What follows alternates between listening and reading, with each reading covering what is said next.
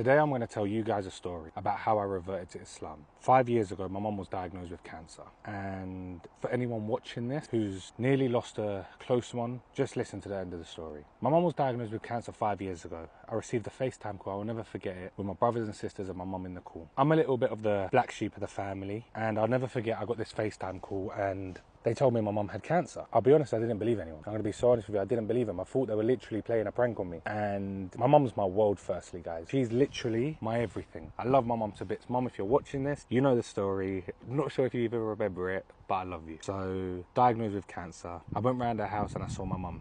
I didn't believe it was real. I asked her, "Mum, have you actually got cancer?" And she goes, "I do." And for anyone who's watching this, hearing your mum, person that gave birth to you, my mum was a single mother of 5 kids. We went through hell and back. That's a story for another day, but my upbringing was amazing. My mum done the best she could, and my mum is literally a superwoman. And hearing that woman that done all of that for you, I think everyone copes with it differently, but for me, my mum doesn't know this. I had sleepless nights. There was times where I would cry myself to sleep. There was times I'd wake up in a panic attack wondering if my mum was still alive. And I've never really opened up about this because everyone looks at me and thinks I'm a big, bad, strong guy and whatever, but hearing your mum has cancer, and when you think cancer, you think losing that person. I weren't no big man. I used to cry myself to sleep, and I proudly say it. Any man that sits there and says they don't have an emotion for their mum, you're not a man. I don't care how strong you are, how cool you are, how much money you've got. Watching your mother be ill and be in pain is the worst kind of feeling in the world. And I made it my duty, my obligation to take my mum to chemotherapy every 4 weeks. I remember I would pick her up, we'd drive to Central London, that's where the clinic was, and she'd had her chemotherapy. And I had to pick her up at 6 o'clock in the morning. I'd finish work at 2 a.m. I'd go home, I'd sleep for a few hours, and I'd drive to pick her up. And there's one story I'm going to touch on where I took my mum to chemotherapy. It was one of her last ever sessions. My mum lost all her hair, and my mum is beautiful.